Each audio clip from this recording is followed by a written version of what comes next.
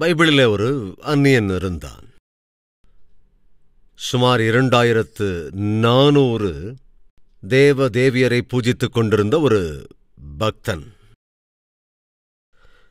ஒரு சந்தர்ப்பத்திலே தேவனுடைய ஏவுதலினாலே அந்த அந்நியனான ராஜா எருசலேமுக்கு எதிராக, யூதர்களுக்கு எதிராக யுத்தத்துக்கு போனான். சென்று எருசலேமிலும் யூதேயாவிலும் இருந்த ஜனங்கள் எல்லோரையுமே கூட சிறைபிடித்து தன்னுடைய தேசத்திற்கு கொண்டு போய்விட்டான். அவனுடைய பெயர் நேபுகாத்நேச்சார். அப்படி சிறைபிடித்து சென்ற வேளையிலே தன்னோடு கூட எருசலேமிலே இருந்த தேவாலயத்திலே தேவனுக்கு பயன்படுத்தப்பட்ட பாத்திரங்களை, பரிசுத்த பாத்திரங்களை, பொன் பாத்திரங்களையும் கூட எடுத்துக்கொண்டு போனான். ஒரு தேசத்தின் மீது யுத்தம் தடுக்கிற போது அந்த யுத்தத்திலே எது கிடைத்தாலும் அதையெல்லாம் அவர்கள் அபகரித்து தங்களுடைய சுதந்திரமாக்கிக் கொள்வார்கள். அதை சாதாரணமாக என்ன சொல்வார்கள்? கொள்ளை சொத்து என்பார்கள். எது கிடைத்தாலும் அதை அவர்கள் தங்கள் அபகரித்து கொண்டு விடுவார்கள். இனி அது என்னுடையது என்று சொல்லிவிடுவார்கள். யுத்தத்திற்கு போகிற எல்லோருமே கூட எந்த தேசத்துக்கு எதிராக போகிறார்களோ அந்த தேசத்திற்கு போய் பிரஜைகளை தோற்கடித்து அபகரித்துக் கொள்வார்கள். யாருக்கு என்ன பொருள் கிடைக்கிறதோ அந்த பொருட்களை அவர்கள் அபகரித்துக் கொள்வார்கள். இந்த ராஜா எருசலேமுக்கு எதிராக யுத்தம் தொடுத்த போது அவனும் கூட அநேக பொருட்களை கொள்ளையடித்து போனான். அப்படி கொள்ளையடித்து போனவைகளிலே தேவனுடைய ஆலயத்திலே இருந்த பொன் பாண்டங்கள் உங்களுக்கு நினைவிருக்கிறதா? சாலமோன் தேவாலயத்தை கட்டினான். அப்படி கட்டப்பட்ட அந்த தேவாலயம் மிகுந்த வெளியேறப்பெற்ற பொன்னாலும் இன்னும் பிற பொருட்களாலும், சொல்லப்போனால் 24 கேரட் கோல்டு என்று சொல்வோம் அல்லவா, சுத்தமான பொன்னினாலே மகா பரிசுத்த ஸ்தலத்தை, அதேபோல பரிசுத்த ஸ்தலத்திலே உபயோகப்படுத்துகிற பாண்டங்களை எல்லாம் அந்த சுத்த பொன்னினாலே செய்து வைத்திருந்தான். அதற்கு தேவையான பொன்னையெல்லாம் தாவீது தான் கடினமாய் உழைத்து சேர்த்தவைகளில் அநேகமானவைகளை ஆலயத்திற்காக வைத்து வைத்தான். அவற்றை கொண்டு அவன், அதாவது தாவீது சேர்த்து வைத்த பொன், சாலமோன் சேர்த்து வந்த பொன், அதேபோல ஜனங்கள் கொடுத்த பொன், அதேபோல பொன்னாலான பூச்சுக்களால் கூடிய பொருட்களால் ஆலயத்தை அலங்கரித்தான். ஆனால் நேபுகாத்நேச்சார் எருசலேமின் மீது யுத்தம் தொடுத்த போது ஆலயத்தின் பாத்திரங்களை எல்லாம் எடுத்துக்கொண்டு போனான். ஆனால் ஒரு விசித்திரமான வேலையை செய்தான். அவன் என்ன செய்தான் என்றால், அவன் அபகரித்து கொள்ளையாடின அந்த பொன்னையெல்லாம் தான் எடுத்துக்கொண்டு போய் தன்னுடைய வீட்டிலே வைக்கவில்லை. வேறென்ன செய்தான்? தன்னுடைய மனைவிக்கும் கொடுக்கவில்லை. இங்கே பார், தேவையான அளவுக்கு பொன்னை கொண்டு வந்திருக்கிறேன் என்று தன் மனைவிக்கும் தரவில்லை. என்றால் அவன் என்ன செய்தான்? அதை வாசிக்க வேண்டும் என்று விரும்புகிறேன். வாங்க, தானியேலின் புஸ்தகம் 1வது அதிகாரம் முதலிலிருந்து சில வசனங்களை வாசிக்கலாம். யூதாவின் ராஜாவாகிய யோயாக்கிம் அரசாண்ட 3ஆம் வருஷத்திலே பாபிலோன் ராஜாவாகிய நேபுகாத்நேச்சார் எருசலேமுக்கு வந்து அதை முற்றுகை போட்டான். அப்பொழுது ஆண்டவர் யூதாவின் ராஜாவாகிய யோயாக்கீமையும் தேவனுடைய ஆலயத்தின் பாத்திரங்களில் சிலவற்றையும் அவன் கையில் ஒப்புக் கொடுத்தார். அவன் அந்த பாத்திரங்களை சீனேயார் தேசத்திலுள்ள தன் தேவனுடைய கோவிலுக்கு கொண்டு போய் அவைகளை தன் தேவனுடைய பண்டசாலைக்குள் வைத்தான். கவனிங்க, அவன் அந்த பாத்திரங்களை சினேயார் தேசத்திலுள்ள தன் தேவனுடைய கோவிலுக்கு கொண்டு போய் அவைகளை தன் தேவனுடைய பண்டசாலைக்குள் வைத்தான். என்ன செஞ்சான்? கொஞ்சம் கவனிங்க. தான் யுத்தத்திற்கு போனபோது அங்கிருந்த தேவாலயத்திலே பொன் பாத்திரங்களை, உபகரணங்களை, அவைகளெல்லாம் தன் கையிலே கிடைத்த போது நேபுகாத்நேச்சார் நேரடியாக அவைகளை கொண்டு போய் தன்னுடைய வீட்டிலே வைத்துக் கொள்ளவில்லை. தன்னுடைய பீரோவிலே வைக்கவில்லை, தன்னுடைய லாக்கரிலே ஒளித்து வைக்கவில்லை, மனைவிக்கும் தரவில்லை, பிள்ளைகளுக்கும் பொன்னாலான அணிகலன்களை உருவாக்கவில்லை. அவன் அதை என்ன செய்தான் என்றால், நேராக அவைகளை கொண்டு போய் தான் பூஜை செய்கிற தேவர்களின் ஆலயத்திலே, அந்த கோவில்களிலே இருக்கிற பண்டசாலையிலே அவைகளை வைத்துவிட்டான். இது எதை நமக்கு காட்டுகிறது என்றால், நேபுகாத்நேச்சாருக்கு தன்னுடைய தெய்வத்தின் மீது இருந்த பக்தியை வெளிக்காட்டுகிறது. தான் யுத்தத்திலே சம்பாதித்தவைகளை தான் சுதந்தரித்துக் கொள்வதற்கு, தானே வைத்துக் கொள்ளுவதற்கு, சொந்தமென்று நினைப்பதற்கு உரிமை உண்டு. ஆனால் தான் கொள்ளையாடின பொருளை கொண்டு போய் எந்த இடத்திலே வைக்கிறான்? தான் தெய்வம் இருக்கும் கோவில் வைக்கிறான். காரணம் என்ன? அவன் அந்த தெய்வத்திற்கு பக்திமான். இவைகளெல்லாம் யாருக்குரிய பொருட்கள்? தேவனுக்குரிய பொருட்கள். தேவனுக்குரிய பொருட்களான தேவாலயத்திலே இருந்த அந்த உபகரணங்களை தேவன்தான் நேபுகாத் நேச்சரிடத்திலே ஒப்புக் கொடுத்ததாக நாம் வேதத்திலே வாசிக்கிறோம். அதே சமயத்திலே தேவனுடைய இந்த பாண்டங்களை குறித்ததான இந்த பாத்திரங்களான இவைகளை தன் குமாரனான பெல்ஷாத்சார் பரிசுத்த குலைச்சலாக்க முயற்சி செய்தான். தேவனுடைய ஆலயத்திலே உபயோகப்படுத்தப்பட்டுக் கொண்டிருந்த தேவனுடைய பாத்திரங்களை தீட்டுப்படுத்த பரிசுத்த குலைச்சலாக்க முயற்சி செய்த அந்த பாத்திரங்களை திராட்சரசம் ஊற்றுவதற்காக பயன்படுத்தியபோது, தேவனுடைய பரிசுத்த பாத்திரங்களை தீட்டுப்படுத்த முயற்சி செய்தபோது தேவன் கோபத்தால் பெல்ஷாத்சாரை அன்று ராத்திரியோடு ராத்திரியாய் கொன்று போட்டார். ஏனென்றால் அவைகள் எல்லாம் தேவனுக்கு சம்பந்தப்பட்ட உபகரணங்கள், தேவனுக்குரிய சொத்து. தேவனுக்குரிய சொத்தை நேபுகாத் நேச்சார் கொண்டு வந்து தனக்காக பயன்படுத்தவில்லை. மிகவும் ஜாக்கிரதையாய் அவைகளை கையாண்டான். ஆனால் அந்த தேவனுடைய சொத்தை தனக்காக பயன்படுத்த வேண்டும் என்று முயற்சி செய்தபோது பெல்ஷாத்சார் தேவனால் தண்டிக்கப்பட்டான். நம்மில் அநேகருக்கு ஆகான் என்பவனை குறித்த கதை தெரிந்திருக்கும். ஆகான் தேவனுக்குரிய பொன் பாளங்களை ஒளித்து வைத்தான் என்றும், அப்படி ஒளித்து வைத்ததினாலே இஸ்ரவேலர்களின் தோல்விக்கு காரணமானான் என்பதும் நம்ம எல்லோருக்குமே தெரியும். எதற்காக தேவனுக்கு அவ்வளவு கோபம் வந்தது? ஆகான் அந்த பொன் கம்பிகளை எல்லாம் எடுத்து வைத்துக் கொண்டபோது, அதே சமயத்தில் யோசுவா தன்னுடைய சேவகர்களை அல்லது தன்னுடைய சேனையை ஊர் என்ற பகுதிக்கு எதிராய், ஆய் என்ற பட்டணத்துக்கு எதிராய் அனுப்பி வைத்தபோது தோற்றுப்போனார்கள். 36 படை வீரர்கள் உயிரிழந்து போனார்கள். அது ஒரு சின்ன பட்டணம். ஆனாலும் கூட யோசுவா வெற்றி கொள்ள முடியவில்லை. அவன் அழுதான், வஸ்திரங்களை கிழித்துக்கொண்டு, என்ன ஆண்டவரே இது, எனக்கு முன்னால யாரும் நிக்க மாட்டாங்கன்னு சொன்னீங்க, யாராலும் எங்களை மேற்கொள்ள முடியாது என்றீர். ஆனால் ஒரு சின்ன பட்டணத்துக்கு எதிராய் போய் நாங்கள் தோற்றுவிட்டோமே, மேற்கொள்ள முடியவில்லை, ஏன் இப்படி நடந்தது என்று சொல்லி அவன் அழுதான், அழுது புலம்பினான், ஜெபித்தான். அப்பொழுது தேவன் வெளிப்படுத்தினார், இஸ்ரவேல் எனக்கு முன்பாக பாவம் செய்தார்கள் என்று. யார் செய்த பாவம் அது என்று தேவனிடத்தில் விண்ணப்பம் பண்ணியபோது தேவன் அதை வெளிப்படுத்தி காட்டினார். அந்த பாவம் செய்த நபர் யாரென்றால் ஆகான் என்பது வெளிப்பட்டது. ஆகான் செய்த பாவம் என்னவென்றால், அந்த பொன் பாளங்களை எல்லாம் அவன் எடுத்து தன்னுடைய கூடாரத்திலே கொண்டு போய் ஒளித்து வைத்து விட்டான். எரிகோ பட்டணத்திற்கு எதிராய் போகும்போது அந்த எரிகோ சபிக்கப்பட்ட பட்டணம். எனவே சபிக்கப்பட்ட எரிகோவிலிருந்து எதையும் நீங்கள் எடுத்து வைத்துக் கொள்ளக்கூடாது என்று தேவன் கட்டளையிட்டிருந்தார். ஆனால் பொன் பாளங்களை பார்த்தபோது அதன் மீது ஆசை வைத்து அதை எடுத்து ஆகான் தன் கூடாரத்திலே ஒளித்து வைத்துக் கொண்டான். அப்படி ஆகான் செய்த அந்த பாவத்தினாலே அநியாயமாய் தன் உயிரையும் அவன் இழந்து போனான்.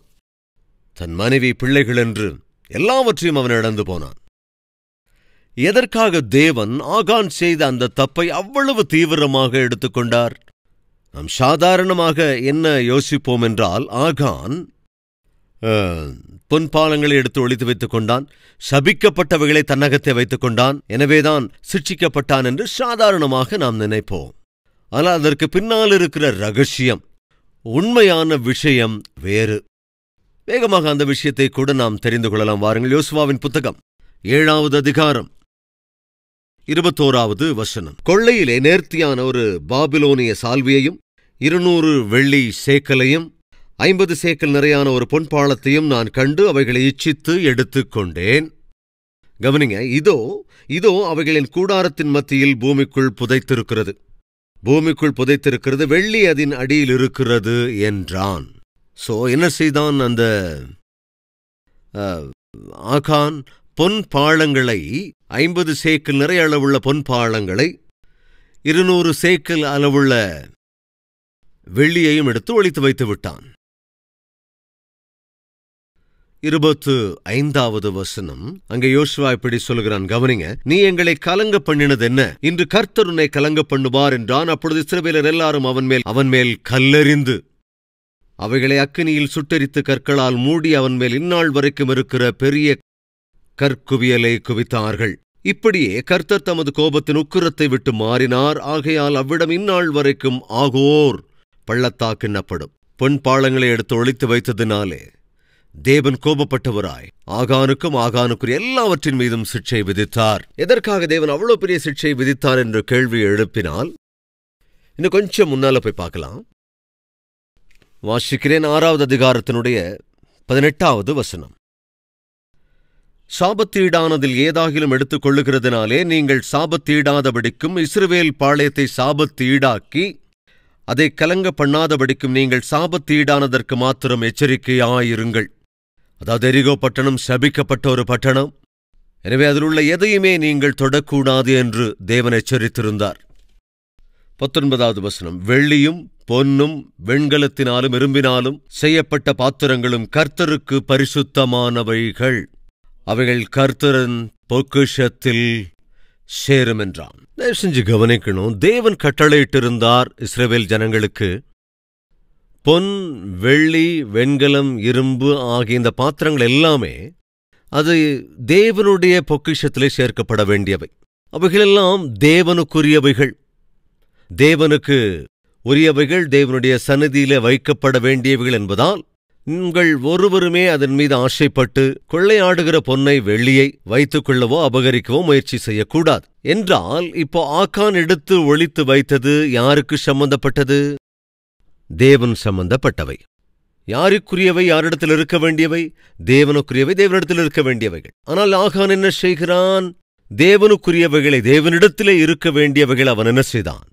தன்னிடத்தில் எடுத்து ஒளித்துக் கொண்டான், அதை அபகரிப்பதற்கான முயற்சி செய்தான். இது நீங்கள் செய்த ஒரு நல்ல காரியம் என்னவென்றால், தேவனுக்கு தர வேண்டும் என்று நீங்கள் உத்தேசிக்கிறவைகளை, தேவனுக்கு தர வேண்டும் என்று முடிவெடுக்கிறவைகளை நீங்கள் உங்களிடத்தில் வைக்காமல் தேவனிடத்திலே கொண்டு வந்து அவருக்கு கொடுக்கிறீர்கள். அது பெரிய ஆசீர்வாதம். நான் ஏற்கனவே சொன்னதைப் போல நேபுகாத் நேச்சார் என்கிற பெரிய ராஜா தான் ஒரு தேசத்திற்கு எதிராக யுத்தம் செய்து அங்கே கொள்ளையாடின பொருட்களை தன்னிடத்திலே வைத்துக் கொள்ளாமல், தனக்கு சொந்தமாக்கிக் கொள்ளாமல் அவன் என்ன செய்தான்? தான் பூஜிக்கிற ஆராதனை செய்கிற தேவதைகளுக்கு அவற்றை அர்ப்பணித்து விட்டான். இது எதை காட்டுகிறது என்றால், தன்னுடைய தெய்வங்களின் மீது நேபுகாத் நேச்சார் வைத்திருந்த பக்தியை வெளிக்காட்டுகிறது. ஒரு அந்நியன் தான் சம்பாதித்தவைகளிலே மேன்மையானவைகளை தன் தெய்வத்திற்கு கொடுக்கிறான் என்றால், ஜீவனுள்ள தேவனை சேவிக்கின்ற நாம் சம்பாதிக்கின்றவைகளில் மேன்மையானவைகளை, உன்னதமானவைகளை தேவனுக்கு கொடுப்பதில் மிகவும் கடமைப்பட்டவர்களாயிருக்கிறோம். தேவனுக்கு சம்பந்தப்பட்டவைகள் ஏதோ விதத்திலே அது தேவனை சென்றடைந்துவிடும். அதில் எந்தவித சந்தேகமும் இல்லை. அதை நாம் மனப்பூர்வமாய் கொடுத்தால் நாம் ஆசீர்வதிக்கப்படுவோம். ஒருவேளை நாம் அவற்றை தராமல் ஒளித்து வைக்க முயற்சி செய்தால் அது என்றாவது ஒரு நாள் நம்மை விட்டு அது போய்விடும். காரணம் என்னவென்றால் அது தேவனுக்கு உரியவைகள் என்பதனால். எக்ஸாம்பிள், ஆகான் தேவனுக்குரியவைகளை எடுத்து ஒளித்து வைக்க முயற்சி செய்தான். அவன் முன்னேறினானாங்க, ஆசீர்வதிக்கப்பட்டான் நினைக்கிறீங்க? அவன் அதிலே சந்தோஷப்பட்டானா? இல்லவே இல்லைங்க. அப்புறம் அபாயத்துக்கு இலக்காகி விட்டான். தன் உயிருக்கே ஆபத்தை வருவித்துக் கொண்டான். தேவனுக்கு சம்பந்தப்பட்டவைகளை திரும்ப தேவனுக்கே சேர்க்கப்பட்டது. தேவன் அண்டையிலே அவைகள் சேர்க்கப்பட்டது. தேவாலயத்திலே இருந்த பாண்டங்களை எல்லாம் நேபுகாத் நேச்சார் என்ற ராஜா தன்னுடைய தேசத்துக்கு கொண்டு வந்து தன்னுடைய தெய்வத்தின் பண்டசாலையில் சேர்த்து வைத்து விட்டான். அதற்கு பிறகு என்ன நடந்தது? நேபுகாத் நேச்சாரின் காலம் முடிந்தது. எஸ்ராவின் புத்தகம் 6வது அதிகாரம். நேபுகாத் நேச்சாருடைய ஆளுகை முடிந்துவிட்டது. பெல்ஷாத்சாரின் ஆளுகையும் முடிந்துவிட்டது. அதற்கு பிறகு தரியு என்ற ராஜா வந்தான். இப்பொழுது தரியு என்கிற ராஜா அரசாண்ட நாட்கள். 6வது அதிகாரத்தை வாசிக்கிறேன். அப்பொழுது ராஜாவாகிய தரியு இட்ட கட்டளையின்படியே பாபிலோன் கஜானாவில் உள்ள ஸ்தஸ்திர அறையை சோதித்தார்கள்.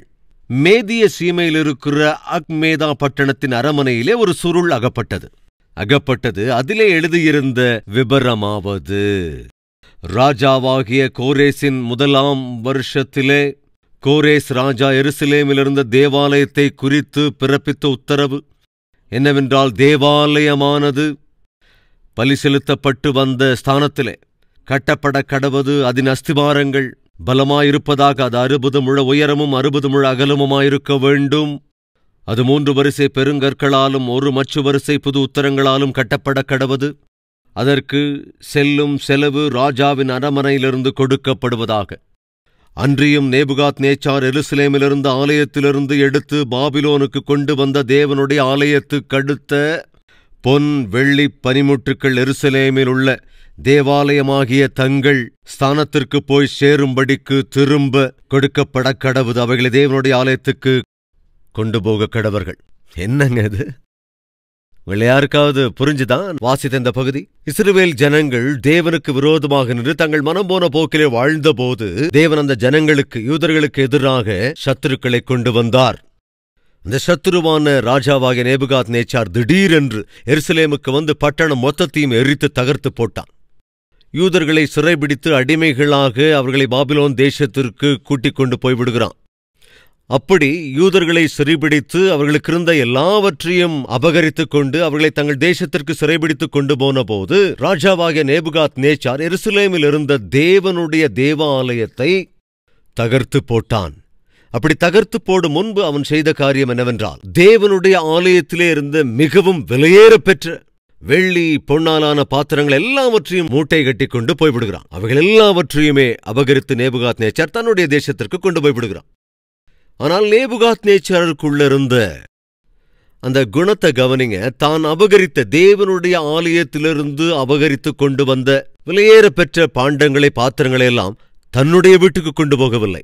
தான் ஒரு தேவதையை பூஜித்துக் கொண்டிருந்ததினாலே தன்னுடைய தேவதைக்கு அவர்களை அவன் அர்ப்பணித்து விடுகிறான். அதாவது அவன் சம்பாதித்தவைகளில் மேன்மையானவைகளை தன்னோடு கூட தன்னுடைய வீட்டிற்கு எடுத்துச் செல்லாமல் தான் வணங்குகிற தெய்வத்துக்கு அவைகளை காணிக்கையாக கொடுத்தான். ஒரு அந்நியன் தான் சாதித்த வெற்றியிலே, தான் சாதித்து கொண்டு வந்தவைகளிலே தனக்காக எடுத்து வைக்காமல் தான் பூஜிக்கின்ற தெய்வத்துக்கு எடுத்து வைப்பதென்பது அவனுக்கு தன் தெய்வத்தின் மீது அவனுக்குள் இருந்த பயத்தையும் பக்தியையும் வெளிப்படுத்துகிறது.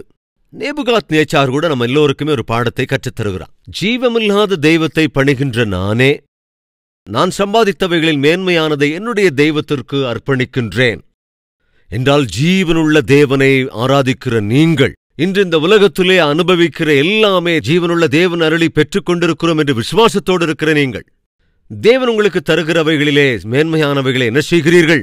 நமக்காகத்தானே பயன்படுத்தி விடுகிறோம். நம்முடைய சந்தோஷத்துக்காக, நம்முடைய மகிழ்ச்சிக்காக, நமக்காக, நம்முடைய செலவுக்காகத்தான் அவைகளை எடுத்து வைத்துக் கொள்கிறோம். ஆனால் நேபுகாத்நேச்சார் எதை காட்டுகின்றான்? ஒரு அந்நியனான நான் சாதித்த சம்பாதித்த மேன்மையானவைகளை என்னுடைய தெய்வத்துக்கு காணிக்கையாக அர்ப்பணிக்கிறேன். என்னால் நீங்கள் என்ன செய்கிறீர்கள் என்ற கேள்வியை கேட்கிறான். தான் அந்த பொன் பாண்டங்களையெல்லாம் தன்னுடைய தெய்வத்துக்கு கொடுத்து அதன் பண்டசாலையிலே வைக்கிறான். அதாவது பொன்னாலான ஆபரணங்களை எல்லாம் அந்த கோவிலிலே வைத்து விடுகிறான். அது அப்படியேதான் இருக்கிறது. அந்த பாத்திரங்களை தீட்டுப்படுத்த வேண்டும் என்று நேபுகாத்நேச்சாருடைய குமாரன் முயற்சி செய்தபோது அந்த தெய்வத்தின் பண்டசாலையிலிருந்து வெள்ளி பொன் பாத்திரங்களை எல்லாம் கொண்டு வந்து அவைகளிலே திராட்சை ரசத்தை ஊற்றி குடித்து தீட்டுப்படுத்த வேண்டும் என்று முயற்சி செய்தபோது தேவன் கோபம் உண்டவராக பெல்ஷாத்சாரை, நேபுகாத்நேச்சாருடைய குமாரனை கொலை செய்து போட்டுவிட்டார். அப்பொழுது ஜனங்கள் என்ன புரிந்து கொண்டார்கள் என்றால், பரிசுத்த தேவனுடைய ஆலயத்திலே இருக்க வேண்டிய பொருட்களை, பரிசுத்த பாத்திரங்களை தீட்டுப்படுத்தினால் தேவன் பொறுத்துக் கொள்ள மாட்டார் என்று உணர்ந்து கொண்டு திரும்பவும் ஜாக்கிரதையாக கொண்டு போய் அதை அந்த தெய்வத்தின் பண்டசாலையிலேயே வைத்து விட்டார்கள். நேபுகாத்நேச்சார் மரித்து போனான், பெல்ஷாத்சார் மரித்து போனான், தரியு என்கிற ராஜா வந்து விட்டான். அந்த ராஜா ஒரு நாள் ஒரு புத்தகத்தை எடுத்து படித்தபோது அந்த சுருளிலே என்ன எழுதப்பட்டிருந்தது என்றால், எருசலேமிலிருந்து கொண்டு வரப்பட்ட வெள்ளியாலான பொன்னாலான மேன்மையான பாத்திரங்களை மறுபடியும் அந்த தேவனுடைய ஆலயத்திலேயே ஒப்பு கொடுக்காக வேண்டும் என்று எழுதப்பட்டிருந்தது. தரியு ராஜா அதை வாசித்த போது எஸ்ராவை அழைப்பித்து, ஐயா, உங்கள் தேவன் ஜீவனுள்ள தேவன், அவருடைய ஆலயத்திலே வைக்கப்பட வேண்டிய வெள்ளி பொன் பாண்டங்களையெல்லாம் ஜீவனற்றதான இந்த பண்டசாலையிலே அவைகள் இருப்பதென்பது கூடாது. தயவு செய்து அந்த வெள்ளி பொன் பாண்டங்களை எடுத்துக்கொண்டு சென்று உங்கள் ஜீவனுள்ள தேவனின் ஆலயத்தை அலங்கரியுங்கள் என்று சொல்லி 70 ஆண்டுகளுக்கு பிறகு தேவனுடைய ஆலயத்துக்கு சம்பந்தப்பட்டவைகளை, அந்த பாண்டங்கள் எல்லாவற்றையும் கூட, அதெல்லாம் எங்க திரும்ப வந்தது? தேவனுடைய ஆலயத்திற்கே திரும்ப கொண்டு வரப்பட்டது. இதில் நாம் புரிந்து கொள்ளுகிறோம், தேவனுக்கு சம்பந்தப்பட்டவைகள் திரும்ப தேவனுடைய சந்நிதிக்கு சேர்ந்து தீரும். அன்போடு சந்தோஷத்தோடு நாம் தருவோம் என்று சொன்னால் தேவனும் சந்தோஷப்படுவார். வேதம் தெளிவாகச் சொல்கிறது, மனப்பூர்வமாய் கொடுப்பவர்களை தேவன் நேசிக்கிறார். அப்படி கொடுக்காம அழுது புலம்பி அல்லது பிசுனாரித்தனத்தோட அதென்னமோ தசம பாகத்தை தேவனுக்கு கொடுக்கணுமா, அதென்னமோ சுவிசேஷத்தை நாம அறிவிக்கணுமா, அதென்னமோ சம்பாதிக்கிறது எல்லாத்தையும் கொண்டு வந்து தேவனுக்கு தசம பாகம் ஒன்று கொடுத்தா நமக்கு என்ன மிஞ்சும் அப்படின்னு அழறோம் இல்லையா?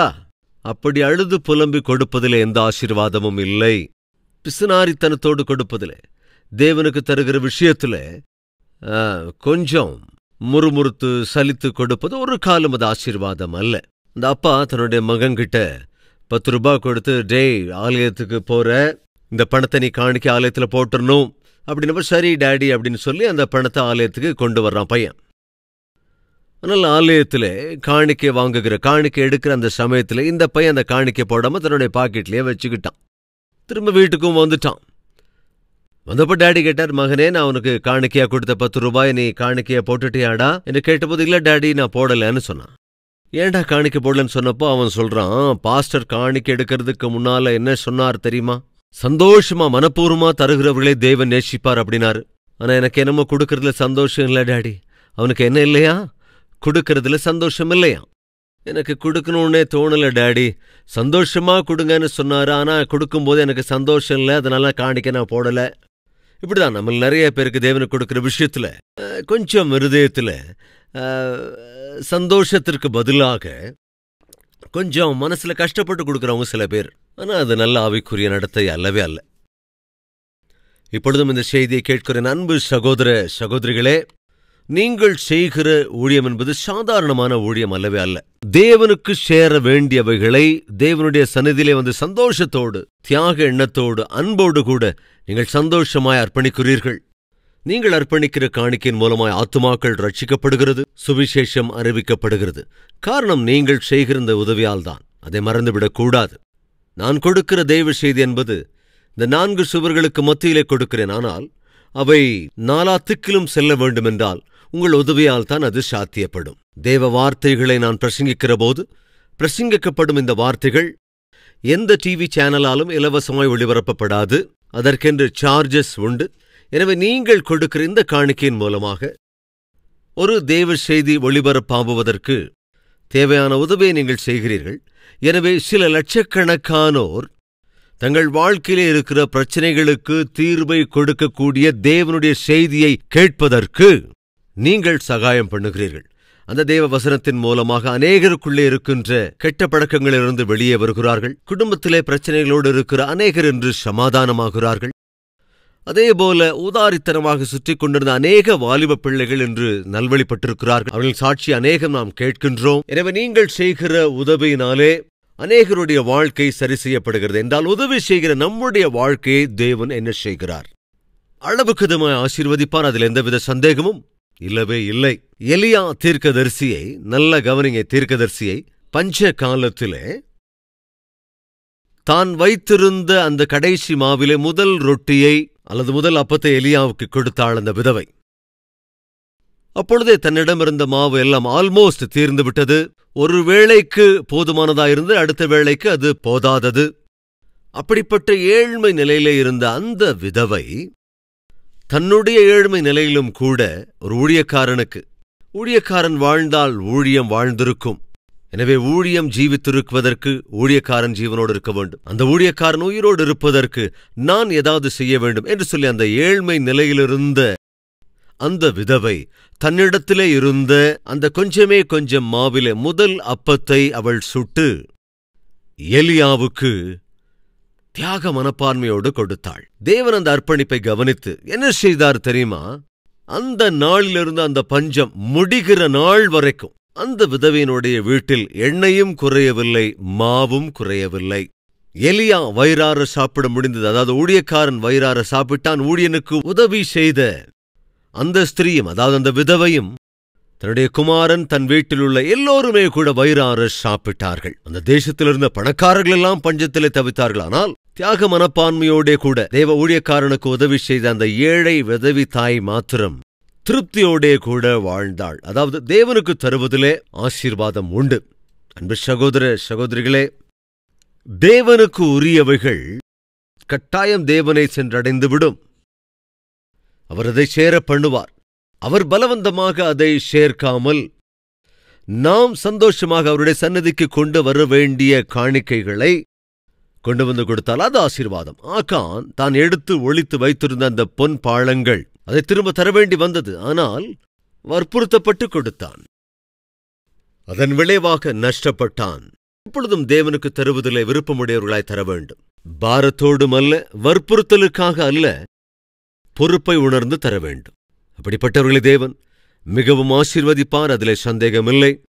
கவனிங்க, இந்நாட்களிலே கல்வாரிஸ்வரம் மூலமாக ஜீவனுள்ள தேவனுடைய வார்த்தைகளை அநேக லட்சக்கணக்கானோர் கேட்கும்படி செய்து அவர்கள் வாழ்க்கையை நல்வழிப்படுத்த வேண்டும் என்று ஆசைப்படுகிறவங்கள் எல்லோரையுமே தேவன் மிகவும் ஆசீர்வதிப்பாராக. வாருங்கள், ஜெபத்துல எல்லோரும் ஒருமனப்பட்டவர்களாயிருக்கலாம்.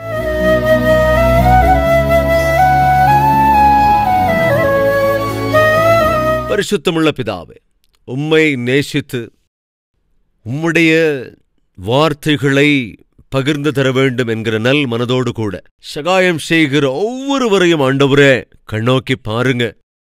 தன்னிடம் ஒளித்து வைத்துக் கொண்டிருந்தவன் அன்று அழிந்து போனான். அன்போடே கூட கொடுத்த அந்த ஏழை விதவை ஸ்திரீ சரித்திரத்திலே இடம் பிடித்தாள். இன்று எங்களிலும் அநேகர் கஷ்ட காலங்களுக்குள்ளாக கடந்து பொருளாதார சிக்கல்களிலே சிக்கி இன்னும் எத்தனையோ பிரச்சனைகளை கடந்து வேலையில்லா திண்டாட்டத்திலே சிக்கி கடன் தொல்லைகளிலே சிக்கி ஆரோக்கிய குறைவுகளுக்குள்ளாக இருந்தபோதும் கூட ஆண்டவருடைய ராஜ்ய விருத்திக்காக அவர்கள் செய்கிற உதவியை கண்ணோக்கி பாருங்கப்பா. நூறத்தனையாய் அவர்கள் ஒவ்வொருவரையும் நீர் ஆசீர்வதிக்கும்படி ஜெபிக்கிறேன்.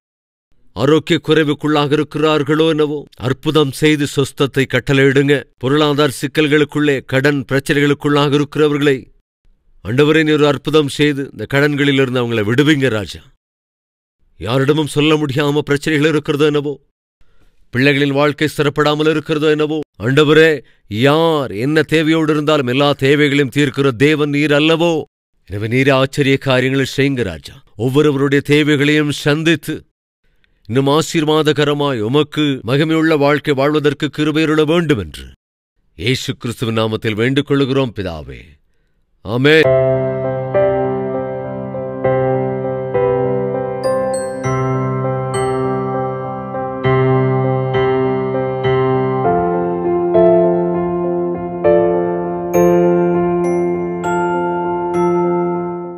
எங்கள் முகவரி கல்வரி, தபால் பெட்டி எண் 30, குக்கட்பள்ளி, ஹைதராபாத் 72.